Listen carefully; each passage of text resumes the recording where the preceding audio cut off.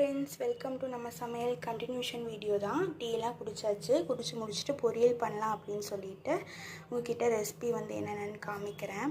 Inheritance பாருங்கள். வெங்காயம், பச்சை மிளகா, கறிவேப்பிலை இது மூணும் மிக்ஸ் பண்ணி போட்டிருக்கேன். அதுக்கப்புறம் தேங்காய், முட்டைக்கோஸ், கேரட் பொரியல் தான் வச்சு நம்ம எப்படி பண்ணலாம் அப்படின்னு சொல்லி பார்க்கலாம். சீக்கிரம் ஒரு 5 to 10 மினிட்ஸ்க்குள்ளே பண்ணிடலாம். வாங்க நம்ம வீடியோக்குள்ளே. எண்ணெய் கொஞ்சம் ஊற்றியாச்சு.